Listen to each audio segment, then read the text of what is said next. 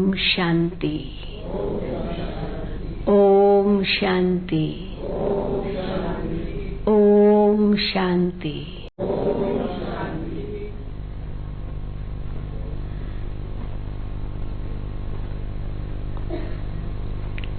बहुत सुंदर विषय पर हमें संबोधन करने लिए कहा गया है।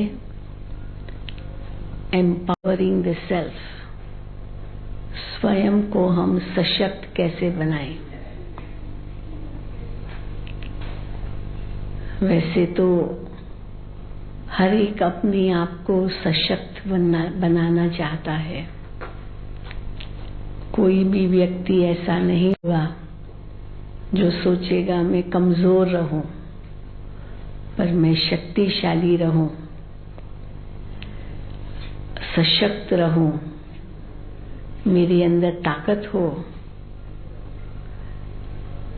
लेकिन सशक्तिकरण का वास्तविक अर्थ क्या है? कई समझते हैं अगर धन हमको ज्यादा मिल जाए तो हम सशक्त हो जाएंगे। कोई कहते हैं कि हमें कोई पोजीशन मिल जाए तो हम सशक्त हो जाएंगे।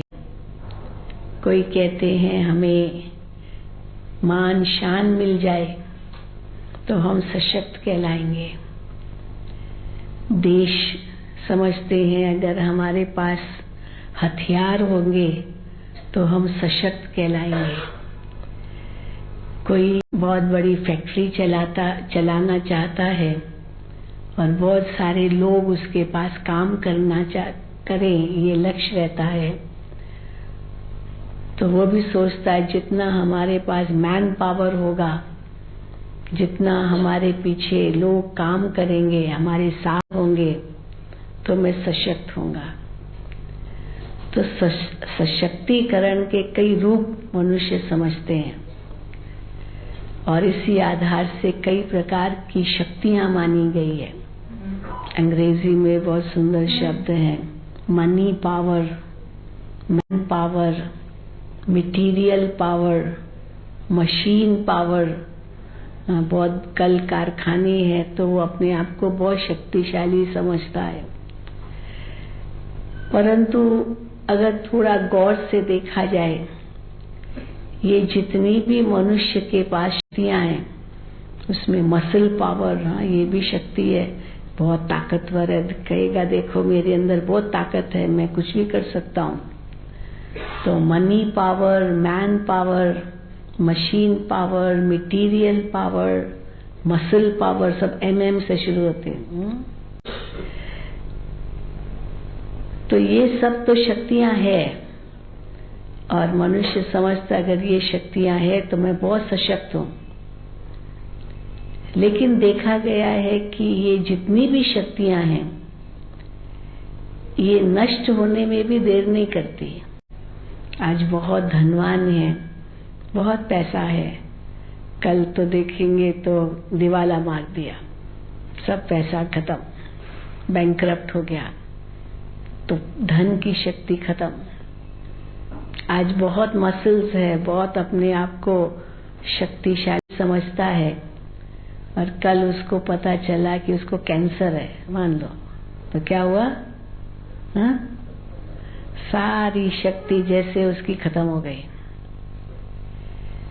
आज उसको बहुत बड़ी पोजीशन है और कल पकड़ा गया, कुछ गलत काम किया, उसको उस पोस्ट से हटा दिया, तो सारी शक्ति खत्म।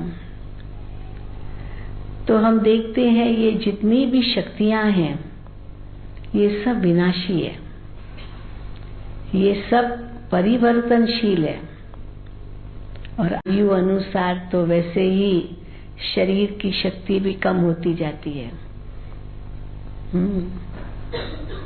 3 चीजें जीवन में होती है और कैसे 3 में से 2 ही रहती है। एक छोटा बच्चा होगा तो उसके पास समय बहुत है, टाइम भी एक बहुत बड़ी शक्ति है, बहुत समय है और बहुत एनर्जी है, सारा दिन भागता रहता है, दौड़ता रहता है। बच्चे थकता नहीं है। छोटे बच्चे कितना कहाँ थकते हैं, खाते भी इतना नहीं है तो भी थकते नहीं है, और बहुत टाइम है, फ्री टाइम। तो उसके पास धन नहीं है, बाकी समय बहुत है, एनर्जी बहुत है। लेकिन जैसे बड़ा होता है, धन कमाना शुरू करता है, बहुत धन आता है, तो जवानी में धन के साथ उसको एनर्जी भी बहुत है, जवानी की शक्ति है।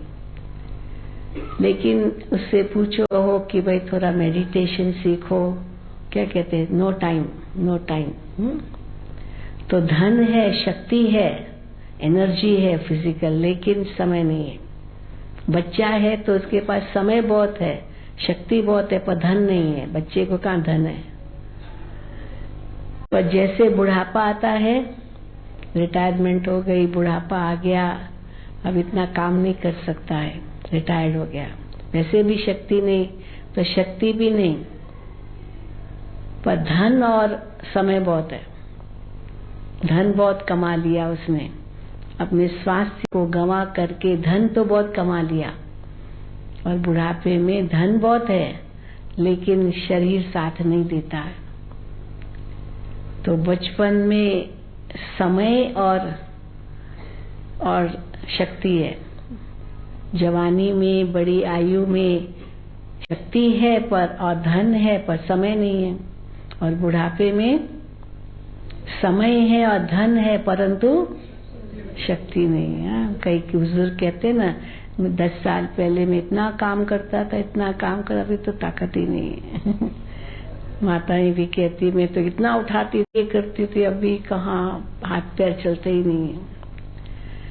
तो देखेंगे कि कैसे जीवन के अंदर ये सब कुछ परिवर्तनशील है, परंतु सच्चा सशक्तिकरण हम किसको कहेंगे। बाह्य सशक्तिकरण न हो चल सकता है, परंतु आंतरिक सशक्तिकरण चाहिए। आप देखेंगे जीवन में जैसे जैसे बूढ़े होते जाते हैं ना, तो देखते हैं मनुष्य की वैल्यू खत्म हो जाती है। आजकल माँ बाप को भी कहाँ पूछते हैं, बच्चे नहीं पूछते, घर में रख देंगे उनको, जैसे कि उनका कोई महत्व ही नहीं है। बेचारे वो रोते रहते हैं, बच्चा मिलने के लिए आए। पहले जमाने में कहते थे बच्चों को, छोटों को प्यार दो और बड़ों को रिस्पेक्ट दो। हाँ, ये कहा जाता है। तो बड़ों को रिस्पेक्ट देना है, छोटों को प्यार देना है। लेकिन आज उल्टा हो गया है, छोटे रिस्पेक्ट मांगते हैं। हाँ, मेरे से ऐसे क्यों बात किया आपने, लोग दिखाएंगे, और बड़े कहेंगे बेटा थोड़ा आया करो, मिला करो, हाँ थोड़ा तो मदद करो बेटा। हाँ, तो वो तो प्यार मांगते हैं, और बच्चे कहते टाइम नहीं है। तो बड़े प्यार मांग रहे हैं और छोटे रिस्पेक्ट मांग रहे हैं, है ना। छोटों को भी अभी कुछ कह नहीं सकते। मुझे याद है कोई भाई अपना अनुभव सुना रहा था, वो अमेरिका गया, उसके भाई के बच्चे, भाई वहां रहता था, छोटा भाई, तो अमेरिका गया, और उस भाई के बच्चे थे, छोटे बच्चे थे।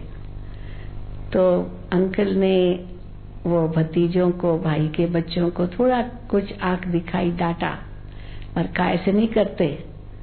तो वो छोटा, मैं समझ 4-5 साल का होगा, तो बता रहा था भाई उसने ही मुझे आंख दिखाई, वो बच्चे ने, और कहता है shut up, shut up, America में रहते हैं, शट अप। तो फिर मैंने अपने भाई को कहा कि ये छोटा बच्चा ऐसे मुझे कह रहा है शट अप। कहता है भाई अभी छोटों को भी कुछ नहीं कह सकते। तो उसने बहुत अच्छी बात सुनाई कि हम जब छोटे थे, हाँ, तो हम जो बड़े कहते थे हम सुनते थे, और हम जो छोटों को कहते थे वो हमारा सुनते थे। अभी हमारी वो स्थिति है कि हम बड़ों का भी हमको सुनना पड़ता है, छोटों का भी सुनना पड़ता है, दोनों का सुनना पड़ता है। समय बदल गया है, एक जनरेशन गैप आ गया है। पहले जमाने में बहुत कुछ अलग था, तो इसलिए बड़े सोचते हैं कि ठीक है जमाने के साथ चलना पड़ता है, तो बहुत कुछ अपना छोड़ते जा रहे हैं। लेकिन हम देखते हैं कि जैसे मनुष्य आध्यात्मिक होता जाता है, उसके अंदर आंतरिक शक्ति आती है, तो उसकी वैल्यू बढ़ जाती है। आज हमारी दादी जानकी देखिए 102 साल की है, 102 साल की है, लेकिन भले उनको शारीरिक शक्ति इतनी नहीं है, चलना भी मुश्किल है, व्हील चेयर पर उनको ले जाते, लेकिन जो उन्होंने अपने जीवन में किया, इतना उनके अंदर वो आध्यात्मिक शक्ति अनुभव की, तो आज उनकी आत्मा कहेंगे इतनी शक्तिशाली है, जो सारी दुनिया उनको इतना रिस्पेक्ट देती है। 102 साल की है, और वैसे अगर 102 साल का पड़ा रहेगा एक कोने में, कौन पूछने वाला है उसको, है ना, कौन पूछेगा उसे। लेकिन उसने आध्यात्मिक शक्ति अपने अंदर भरपूर की, परमात्मा से इतनी प्रीत रखी, अपना जीवन ही उनको दिया और उनकी सेवा में लगी, तो आज देखो सारी दुनिया उनको पूछती है।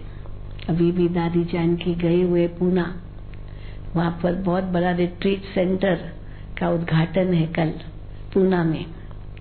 फिर वहां से विजयवाड़ा जाएगी, विजयवाड़ा में बहुत बड़ी जमीन मिली है, उसका शिलान्यास करेगी। अब 102 साल कोई सोच भी नहीं सकता है, लेकिन ये उनकी आध्यात्मिक शक्ति है, जिसके आधार से वो शरीर को भी कैसे चला पाती है। शरीर तो अपना अपना काम करेगा, वो तो पंच तत्वों का है, लेकिन जो आत्मबल है वही उनको चला रहा है। कभी तबीयत बिगड़ते, फिर बस लक्ष्य है, मुझे सेवा करनी, मुझे सेवा करनी है, तो शक्ति आ जाती है। तो इसीलिए ये शारीरिक बल या बाह्य बल या स्थूल बल वो बहुत ज्यादा नहीं चल पाता है, लेकिन आत्मबल, मानसिक बल, मनोबल, ये इंसान को बहुत आगे चला सकता है। वो हमें गैदर करना है, वो हमें जमा करना है। और वो कैसे जमा होगा? जब हम अपने मन को इतना शक्तिशाली बनाएंगे।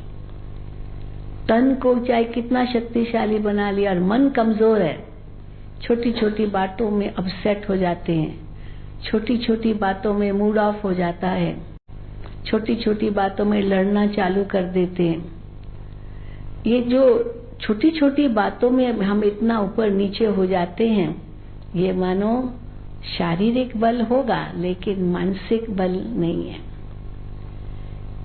मानसिक बल तब कहेंगे जब कोई भी मेरी परिस्थिति आए, पर मैं उसके पास होते हुए भी, उसके सामने होते हुए भी अपनी स्थिति को स्थिर रखूं। जिसको ही गीता में कहा, ज्ञानी तो आत्मा किसको कहेंगे? जो मान, अपमान, निंदा, स्तुति, जय, पय, पराजय, सुख, दुख सब में समान रह सके। ये नहीं कि मान मिला तो चढ़ गए, नशा चढ़ गया, वाह वाह मुझे इतना मान मिला, और अपमान किसने किया तो मूड ऑफ हो गई, इसने मेरा अपमान किया। तो मान और अपमान में समान रहना ये बहुत बड़ी शक्ति है। क्योंकि मान मिला तो नशा चढ़ गया, जैसे फुगे में, बलून में आप हवा भर दो, कितना सुंदर लगता है, अच्छा लगता है ना, बड़ा अट्रैक्टिव होता है बलून। लेकिन जरा सी सुई लगी, सारी हवा चली गई और वो एकदम सिकुड़ जाएगा। तो मान मिला तो नशा, अभिमान चढ़ गया, और अपमान हुआ तो एकदम अपसेट हो गया, दुखी हो गया। लेकिन जब अंतर में हम सशक्त होंगे ना, तो मान मिलेगा तो भी हम वैसे के वैसे निर्माणी रहेंगे, और अपमान हुआ तो भी हम ज्यादा नहीं सोचेंगे, क्योंकि चलो इसने मेरी इंसल्ट कर दी, कहाँ लगा, कुछ बोल दिया शब्द, लगा थोड़ी कहीं, इसका ये पार्ट है। तो हम अपने विचारों में परिवर्तन लाएंगे और उसी को कहेंगे कि हम सशक्त हो गए अंदर से। अब ये सब कैसे होगा? आज हम देखते हैं मनुष्य के अंदर मनोबल है ही नहीं। थोड़ा सा किसी ने कुछ कह दिया, बस लड़ना चालू कर देते हैं। किसी को अभिमान होता है ना, उसको अपमान भी बहुत जल्दी लगता है। तो परमात्मा हमें अभिमान से दूर करने लिए आत्म सम्मान देते हैं। आत्मा का सम्मान रखो। अभिमान हमको गिराएगा, पर आत्मा का सम्मान हमको आगे बढ़ाएगा, ऊंचा उठाएगा। आत्मा का सम्मान क्या है? आत्मा का सम्मान है कि जैसे आपको बताया गया कि आत्मा के अंदर 7 मूल गुण हैं। हर आत्मा अपने निजी स्वरूप में, अपने मूल स्वभाव में ज्ञान स्वरूप है। हर आत्मा में ज्ञान है। छोटे बच्चे को भी ज्ञान है कि हमको सच बोलना है, झूठ नहीं बोलना है। ज्ञान है। बच्चा कभी झूठ नहीं बोलता, लेकिन हाँ, उससे झूठ बुलवाया जाता है। बड़ों से झूठ बुलवाया जाता है। सच्चा होगा। बड़े उनको सिखाते झूठ ऐसे बोलो। हम लोग मिसाल देते हैं। एक बच्चे ने टेलीफोन उठाया, फोन उठा के कौन है, तो फलाना है। कहा पापा को बुलाओ, पिताजी को बुलाओ, डैडी को बुलाओ। तो डैडी के पास गया, डैडी फलाना आपसे बात करना चाहता है, फोन दिया। तो अब डैडी को उनसे बात नहीं करनी है, पता है इनसे बात मुझे नहीं करनी है। तो डैडी कहेगा उनको बोलो डैडी घर में नहीं है। अब बच्चा कहेगा डैडी कहता है मैं घर में नहीं हूँ। डैडी कहता है मैं घर में नहीं हूँ, क्योंकि वही कहा ना डैडी ने मैं घर में नहीं हूँ, तो उसने तो सच बता दिया। और माँ और बाप ने बच्चे को झूठ बोलना सिखाया। तो देखिए, हर एक आत्मा ज्ञान स्वरूप है, क्योंकि ज्ञान अंदर से आता है। बाहर से जो आता है ना, जो हम सूचना लेते हैं, इंफॉर्मेशन लेते हैं, गूगल सर्च करते हैं, न जाने क्या क्या आजकल इंटरनेट के द्वारा हम बहुत कुछ इंफॉर्मेशन ले सकते हैं। अखबारों के द्वारा, टीवी के माध्यम से, मीडिया हमको बहुत इंफॉर्मेशन देता है। वो सब बाहर से आता है। तो बाहर से जो आता है वो इंफॉर्मेशन है, पर जो अंदर से आता है वो ज्ञान है। इसीलिए इंफॉर्मेशन की दुनिया आज बहुत है। इंफॉर्मेशन टेक्नोलॉजी, जिसको ये IQ कहते हैं, इंटेलिजेंस क्वोशिएंट। बहुत इंटेलिजेंट हो गए, दुनिया का पूरा ज्ञान है। लेकिन उनसे पूछो आप कौन हो, तो कोई नहीं कहेगा मैं आत्मा हूं। कोई कहता है?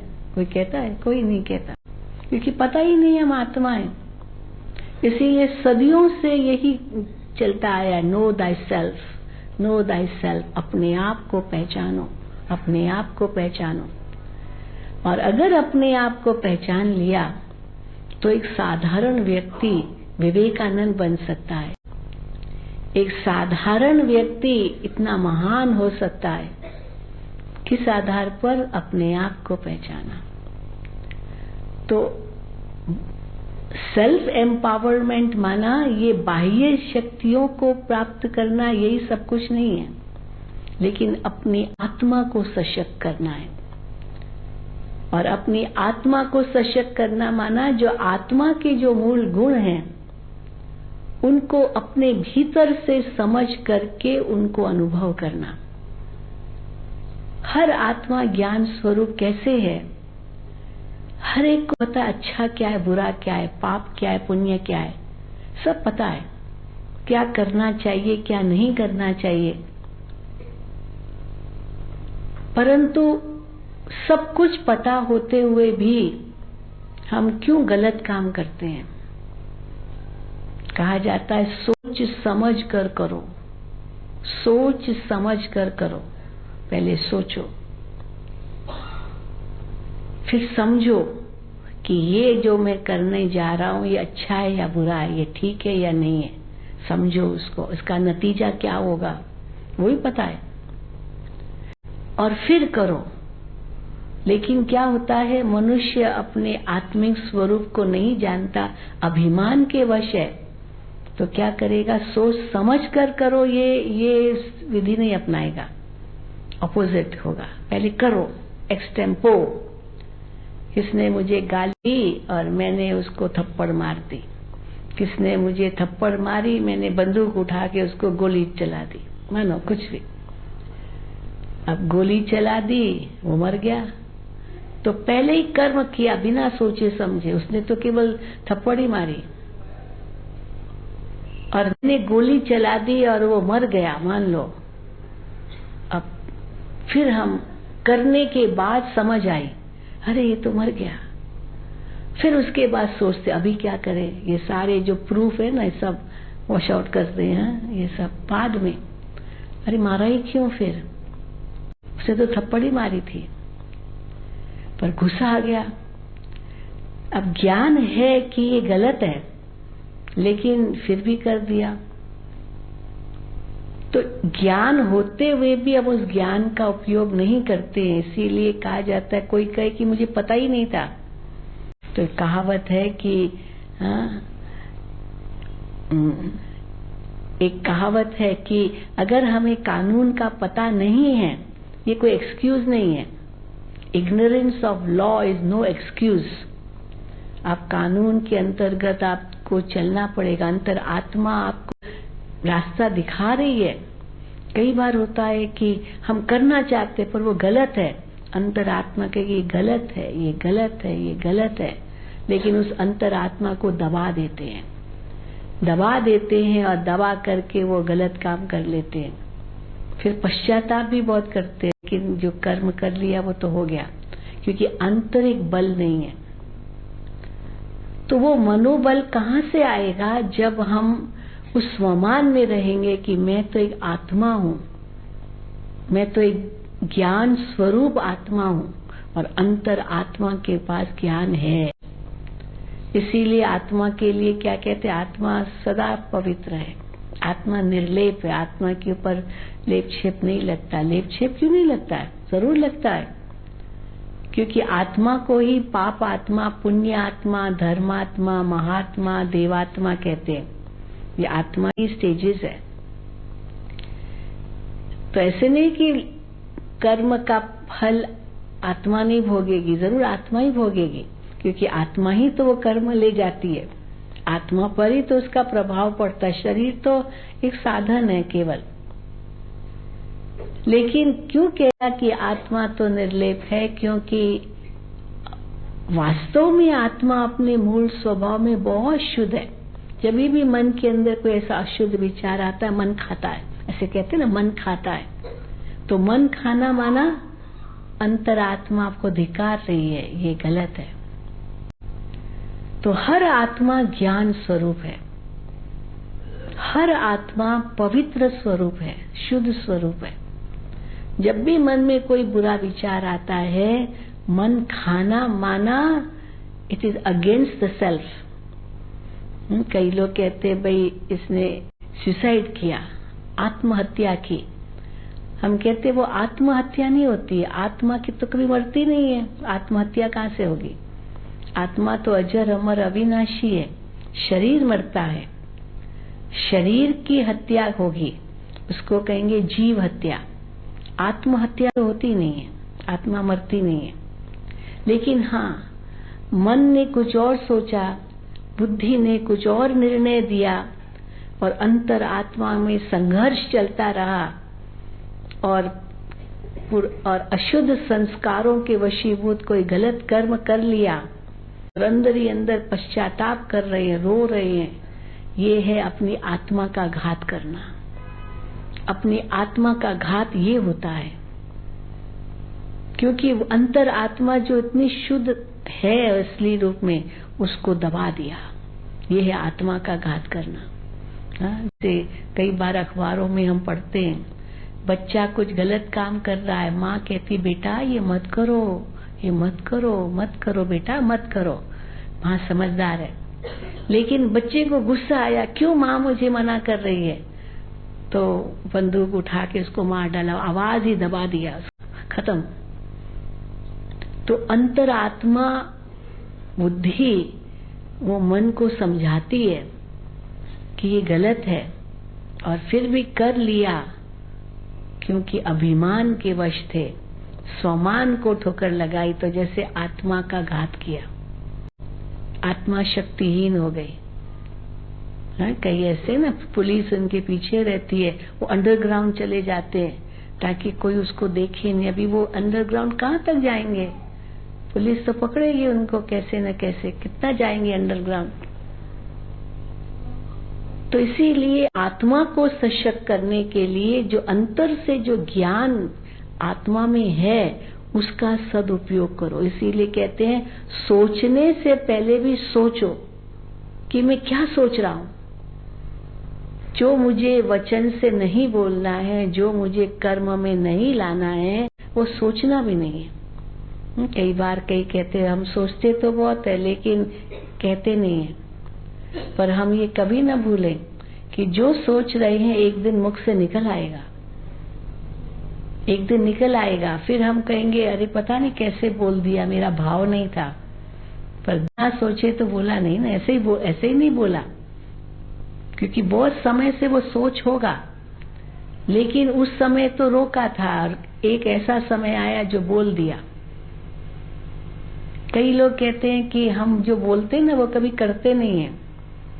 अब कोई बोलता है और करता नहीं है तो कौन उस पर विश्वास करेगा? ये तो खाली बोलता है ये करेगा नहीं, तो वो विश्वास पात्र कभी नहीं बनेगा। क्योंकि जो मुख से कहा, वो वचन जो कहा वो निभाता नहीं है, केवल कहता रहता है, तो लोग उसको मानेंगे नहीं।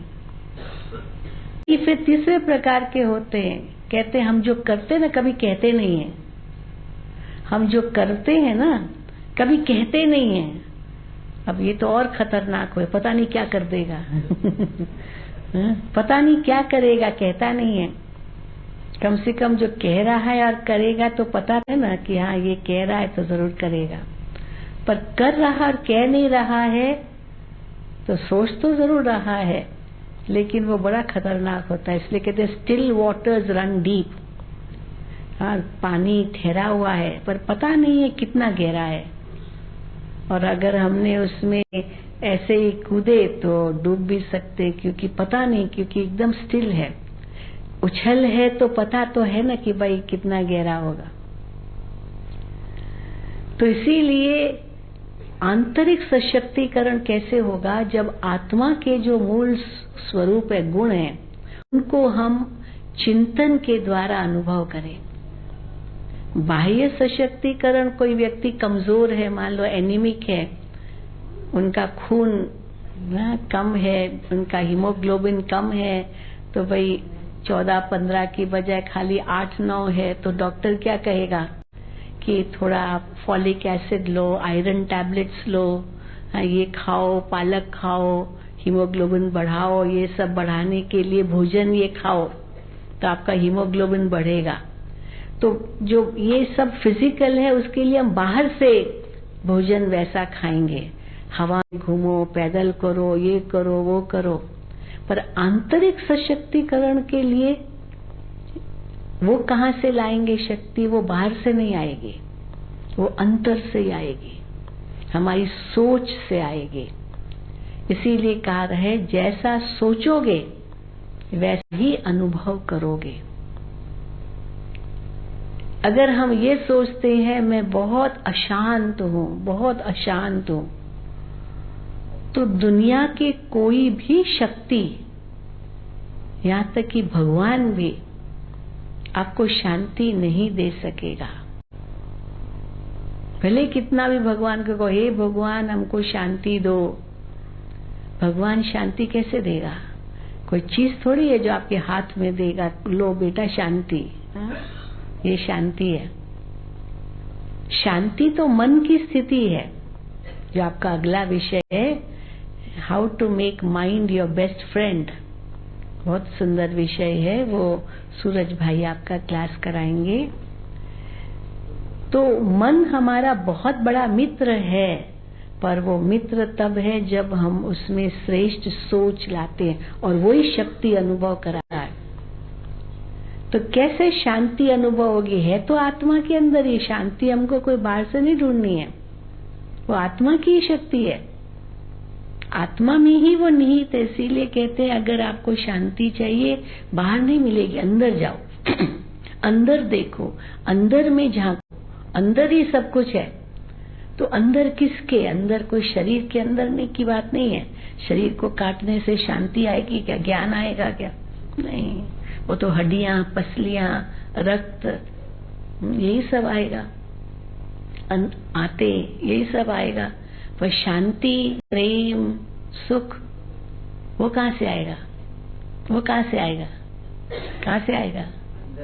आत्मा से आएगा। वो आत्मा से, अंदर माना शरीर के अंदर की बात नहीं है, वो आत्मा के गुण हैं। तो सेल्फ एम्पावरमेंट माना उस आत्मा को सशक्त करना। और कैसे करेंगे? जो आत्मा के मूल गुण हैं उनका चिंतन करके वो अनुभव करना।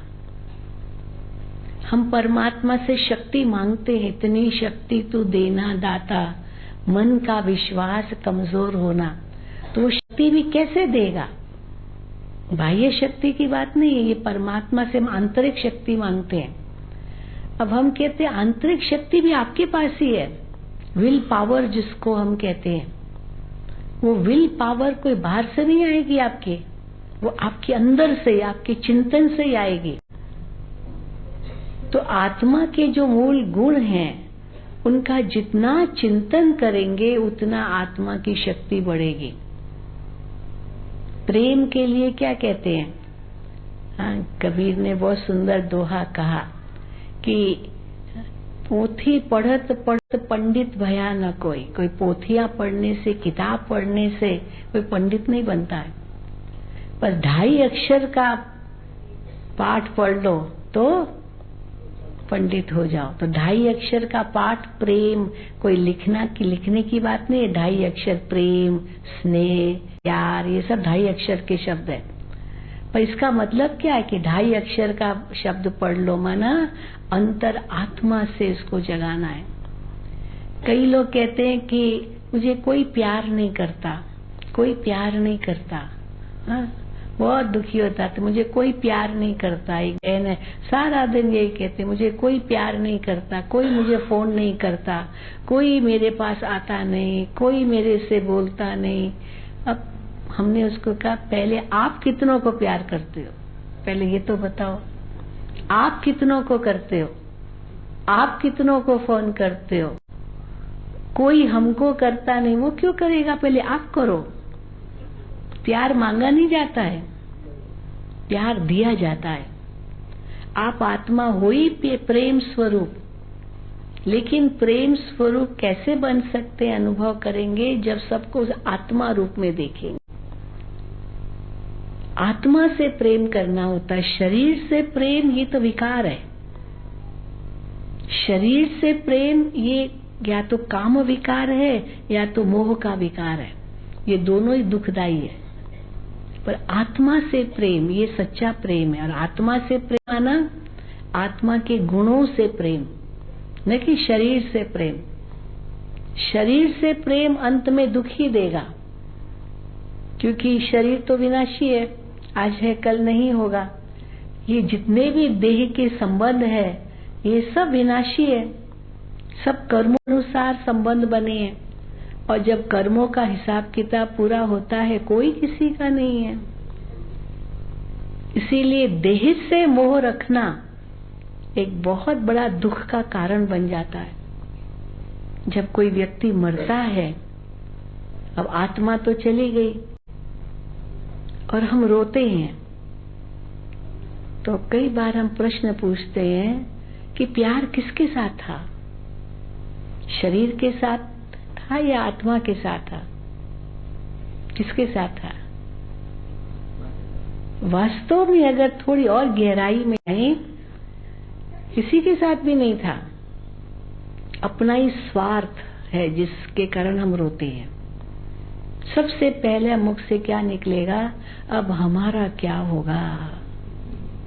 समझा? वो तो चला गया। अब हमारा क्या होगा? तो हमारा क्या होगा माना, वो कहीं भी गया। अब हमारा क्या होगा माना, अपना स्वार्थ है ना। चलो आप कहेंगे हमारा स्वार्थ नहीं है, उनसे प्यार था। अब शरीर से प्यार था या आत्मा से प्यार था? क्योंकि दो चीजें हैं। अगर शरीर से प्यार था तो रख दो, क्यों ले जाते हैं शमशान में, क्यों संस्कार करते हैं? रख दो तो, प्यार है तो, पर रख सकते हैं। अच्छा, आत्मा से प्यार था तो आत्मा तो अविनाशी है, वो किसी न किसी रूप में वापस आएगी हमारे पास। फिर कईयों को वो मोह के वश ये भी डर लगता है, पता नहीं उसने कौन सा जन्म लिया होगा, पता नहीं क्या। एक माता हमारे पास आई थी, वो बहुत दुखी इसलिए थी, बेटा तो गुजर गया था, इसके कारण दुख था, लेकिन बेटे के गुजरने के बाद एक कौआ उनके पास आता था हर रोज, और खिड़की पर बैठ के कां कां कां कां करता रहता था। तो किसी ने कहा शायद आपका बेटा ये कौवे के रूप में आया है, बस किसने उसको कह दिया। अब वो इतना डर गई कि मेरा बेटा कौवे के रूप में आया है, तो रोज उस कौवे को खिलाती थी, भी रोज आने लगा। हाँ, मेरा बेटा है, मेरे बेटे की आत्मा कौवे के रूप में आई। एक दिन कौवा आया नहीं, पता नहीं क्यों नहीं आया पता नहीं क्यों नहीं आया। तो बहुत दुखी, इतना दुखी, एक तो बेटे का मोह से दुखी, दूसरा वो कौवा भी नहीं आया इसलिए दुखी, और ये दुख कि हाय मेरा बेटा कौवा बना। तो किसने उसको कहा नहीं, कोई मनुष्य आत्मा को मनुष्य चोला ही मिलता है, कोई जानवर का चोला नहीं मिलता है, पक्षी ऐसे नहीं, उनका अपनी योनि है। तो उसको कहा कि आप माउंट आबू जाओ, वहां ये सब बातें आपको सिखाएंगे। तो आई थी, तो मेरे से पूछा, मैंने कहा सबसे पहली बात तो मनुष्य आत्मा को दूसरा योनि मिलती नहीं है, वो कौवा नहीं बना है। अच्छा, नहीं बना कौवा? तो मुझे तो ये कहा गया। हमने कहा बस पहले ये आप सोच लो, ये सोचना बंद करो। और दूसरी बात, आप जो इतना दुखी हो रहे हो, आपके साथ इतना हिसाब किताब था उस आत्मा का, और क्या पता वो किस जन्म में किस रूप में आपके पास ही होगा, क्या पता। तो बहुत समझाया। यानी कहने का भाव है कि किससे प्यार है, आत्मा से प्यार है या शरीर से प्यार है? और सचमुच अगर हिसाब किताब है ना, तो वो आत्मा वापस आएगी, पर दूसरे रूप से आएगी, दूसरे हिसाब से। एक ऐसे भी मिसाल हमारे पास है। एक व्यक्ति था, उसका बेटा था 5-6 साल का, और उसने कहा बहन जी ये जो मेरा बेटा है ना, ये मेरी पिता की आत्मा वापस आई है, मेरे पिता की आत्मा वापस आई है बेटे के रूप में। तो मैंने कहा अच्छा, आपको ये किसने कहा कि बेटे के रूप में आई है? तो उसने कहा नहीं, बहुत निशानियां हैं कि वही आत्मा आई है, क्योंकि वैसा ही बिल्कुल व्यवहार है। तो मैंने कहा क्या क्या है? तो उसने कहा सबसे पहले मेरे पिताजी को दमा था, और ये बच्चा पैदा होते दमा है, इसको जन्म से ही दमा है तो बिल्कुल वही संस्कार है। फिर मैंने कहा अच्छा, तो कहा दूसरी बात, तो मेरे पिताजी के पीठ पर एक दाग था, और इस बच्चे को जन्म से ही वो दाग है, वहीं पर है, तो ये मेरे पिता की आत्मा आई है। फिर मैंने कहा अच्छा और? तो कहता है मेरी माँ के साथ बहुत रोब से बात करता है, छोटा है और ये उसकी दादी हो गई, तो रोब से बात करता है जैसे मेरे पिताजी बात करते थे अब मेरी माँ से, बड़े रोब से। और माँ का इतना मोह है इस बच्चे में जो उसके बिना खाना नहीं खाती है। तो हमने कहा अच्छी बात है, हो सकता है वही आत्मा वापस आई हो सकता है, क्यों नहीं हो सकता है, क्योंकि हिसाब किताब तो अभी खत्म नहीं हुए ना। तो पर वो बच्चे के रूप में आ गया, पिता गुजर गया, तो और वही टाइमिंग्स, वही साल, सब कुछ मैच हो रहा था। तो मैंने कहा चलो कोई भी बात हम मान लेते, ये तो मान लेंगे, वो कौवा बना वो नहीं मानेंगे, लेकिन ये आपका बच्चा बन के आया हम मान लेंगे। लेकिन पहले आप हमें ये बताओ, आपकी माँ इनको पति रूप में स्वीकार करेगी? तो कहा वो कैसे करेगी, वो तो पोता हो गया। अच्छा, आप इनको पिता रूप में स्वीकार करेंगे? कहा वो भी नहीं करेंगे। तो आप ये क्यों सोचते हो? कुछ भी सोचने की जरूरत नहीं है। और पिता के कारण दुखी भी हो रहे हैं, फिर ये सोच भी रहे हैं कि ये वही आत्मा है। तो हम कहते हैं ये सब बातें भूल जाओ, फुल स्टॉप, फुल स्टॉप। क्योंकि जितना हम मोह जताते रहेंगे, जितना हम इस प्रकार के कंफ्यूजन में रहेंगे, उतने और ही दुखी रहेंगे। क्योंकि संबंध तो फिर भी बदल गया ना, वही तो नहीं रहा। इसलिए हम कहते हैं कि अगर सचमुच आत्मा को सशक्त करना है तो ज्ञानी तो आत्मा बन करके हर कर्म करो, हर सोच सोचो, हर बोल बोलो। कोई ऐसा कर्म नहीं करो जिससे किसी को दुख मिले, कोई ऐसा बोल नहीं बोलो जिससे किसी को कष्ट पहुंचे। कई प्रकार की बातें हैं। तो इसीलिए आत्मा के जो मूल गुण है उसको अनुभव करो। और वो अनुभव कैसे करेंगे? चिंतन करने से। और दूसरा, परमात्मा से संबंध जोड़ने से। परमात्मा उन्हीं गुणों का सागर है। मैं आत्मा शांत स्वरूप हूँ, तो परमात्मा शांति का सागर है। मैं आत्मा प्रेम स्वरूप हूँ, तो परमात्मा प्रेम का सागर है। हम आज तक परमात्मा से ये गुण मांगते थे, प्रेम भी मांगते थे, गीत भी गाते ना, तू प्यार का सागर है, तेरी एक बूंद के प्यासी हम। अब भगवान प्यार का सागर, और हम उनसे एक बूंद मांग रहे हैं। एक सागर के किनारे आप जाइए, मुंबई में के कई होंगे यहाँ, आप सागर के किनारे जाते, जुहू बीच जाते हैं, मरीन ड्राइव जाते हैं, गेटवे ऑफ इंडिया जाते हैं, मानो जहाँ भी आप सागर को कहेंगे क्या एक बूंद दो, ऐसे मांगेंगे क्या?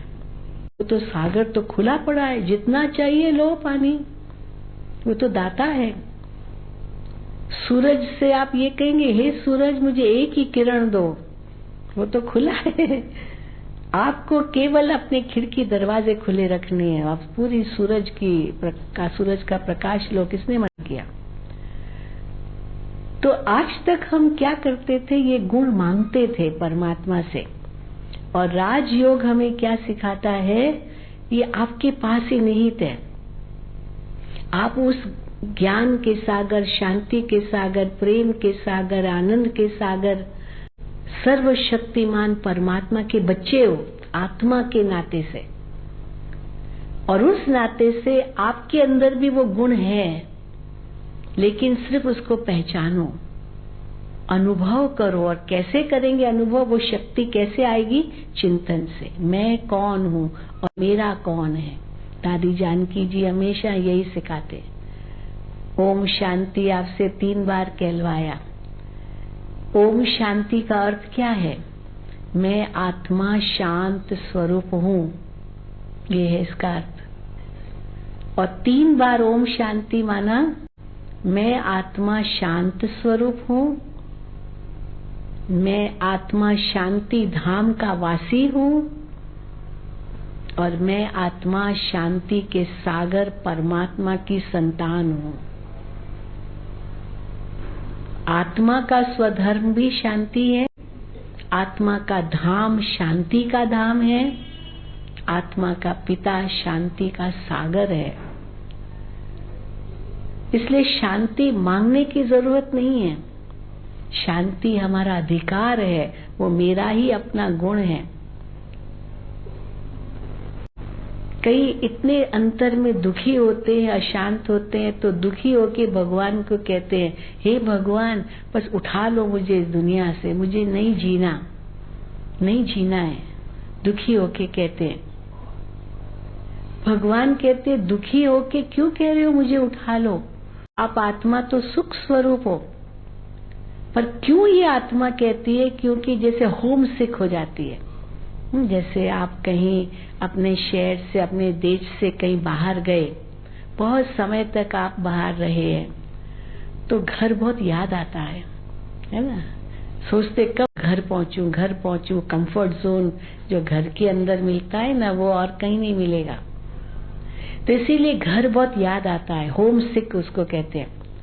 तो जब हम आत्मा उस परमात्मा को कहती है दुखी होके भगवान उठा लो, क्योंकि आत्मा को वो शांति का धाम याद आता है, जहाँ से हम आत्मा इस सृष्टि मंच पर आई है, लेकिन हम कहते उठा लो, ये मत कहो दुखी हो करके। आप तो सुख स्वरूप आत्मा हो, आप तो शांत स्वरूप आत्मा हो, आप तो प्रेम स्वरूप आत्मा हो। अगर आपको शांति का अनुभव करना है, मन से चले जाओ वहां, वो आप घर है। घर जाने के लिए आपको इनविटेशन नहीं चाहिए। चाहिए अपने घर में जाने लिए इनविटेशन परमात्मा से, या अपनी पत्नी से कि मैं घर आऊं हैं, या अपने पति से, चलो आप आए हैं अपने ग्रुप में, पति को से छुट्टी लेकर या पत्नी से छुट्टी लेकर अब वापस जाना है, तो परमिशन लेंगे क्या करेंगे?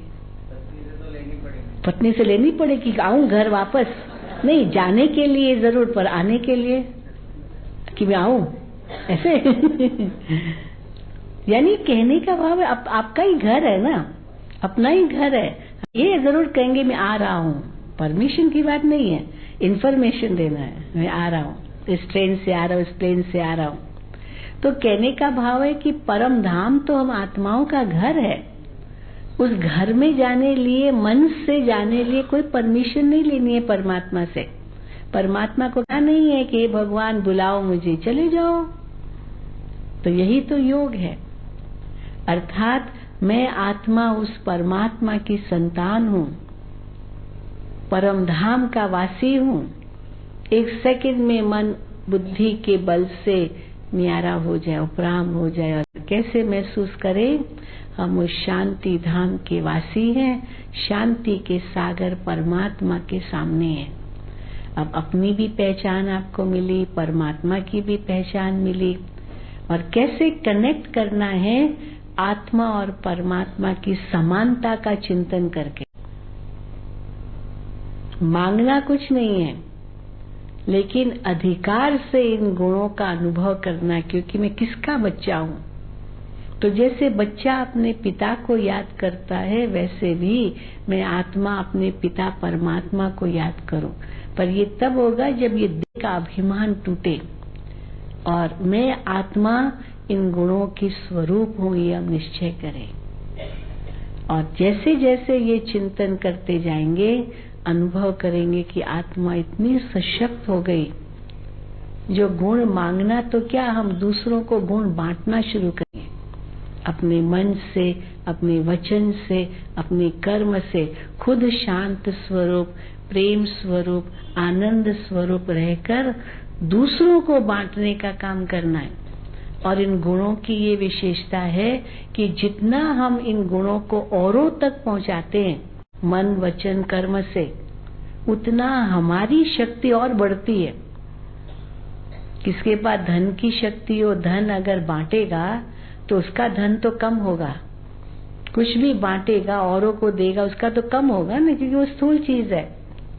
पर ये गुण और आंतरिक आत्मा की शक्तियां जितना हम बांटेंगे ना, उतना हमारी बढ़ेगी। इसीलिए कहा जाता है धन दिए धन ना खुटे। वो कौन सा धन है जो बांटने से बढ़ता है?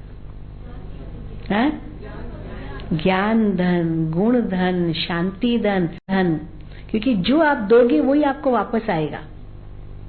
आप सुख दोगे सुख अनुभव होगा, प्यार दोगे प्यार मिलेगा, रिस्पेक्ट दोगे रिस्पेक्ट मिलेगा। तो ये कभी नहीं कहना कोई हमको देता नहीं है, आप दो। आप आत्मा उन्हीं गुणों की स्वरूप हो, और ये गुण खुद में तब अनुभव होंगे जब उसका चिंतन होगा। और यही मेडिटेशन है। मैं आत्मा शांत स्वरूप, शांति सागर पिता की संतान, शांति धाम की वासी। तो शांति मांगेंगे नहीं परमात्मा से।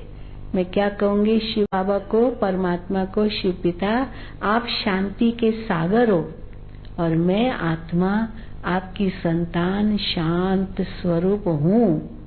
It's an awareness, it's a realisation. मैं हूँ और मैं शांत स्वरूप आत्मा शांति के सागर में समा रही हूँ। इसको कहते आत्मा परमात्मा में विलीन हो गई। तो ये विलीनता की अवस्था, ये योग की अवस्था है। अशांत होकर के शांति के सागर में विलीन नहीं हो सकते। पर शांत स्वरूप हूँ और शांति के सागर में विलीन हो गई। तो इसको कहते आत्म सशक्तिकरण। और जब मैं आत्मा उस शांति के सागर पिता की संतान हूँ, मैं ऐसा कोई भी कर्म नहीं कर सकती जो अशांति फैलाए। मैं प्रेम स्वरूप आत्मा, प्रेम के सागर परमात्मा की संतान हूँ, तो मैं ऐसा कोई कर्म नहीं कर सकती जो नफरत फैलाए। प्रेम का ही व्यवहार करना है, प्रेम ही फैलाना है, शांति फैलानी, वही मेरा निजी स्वभाव है। और उस स्वभाव को जैसे अनुभव करेंगे, महसूस करेंगे, ये जीवन तो कितना श्रेष्ठ जीवन है। वैसे भी मानते मानव जीवन बहुत श्रेष्ठ है, लेकिन हम खुद को भूल गए हैं, उस ईश्वर को भूल गए, जीवन के लक्ष्य को भूल गए, इसीलिए उस मानव जीवन को कौड़ी के बदले गंवा रहे हैं। अब परमात्मा हमें कहते हैं, बच्चे अब जानो अपने आप को, पहचानो परमात्मा को, पहचानो अपने घर को और उसी को याद करो। यही है राजयोग। राजयोग वो नहीं है केवल मंत्र जाप करना या पूजा पाठ करना या कोई हठ योग करना, कोई हठ क्रियाएं करना, आसन करना, सब तो नहीं कर सकते, लेकिन ये जरूर कर सकते हैं। भले कोई पद्मासन नहीं कर सकता है, लेकिन पद्म जैसा जीवन तो जी सकता है। हाँ, जी सकता है ना, क्यों नहीं जी सकता। कोई शीर्षासन नहीं कर सकता है मानो, पर दिमाग का बैलेंस तो रख सकता है ना, सिर का बैलेंस, सिर पर बैलेंस नहीं पर सिर का बैलेंस रख सकता है ना, हर परिस्थिति में अपनी मूड को ठीक रख सकता है। और यही है आत्म सशक्तिकरण। और वो तब आएगा जब अपने आप को पहचानेंगे, परमात्मा को पहचानेंगे, जीवन के लक्ष्य को पहचानेंगे। ठीक, अच्छा, ओम शांति।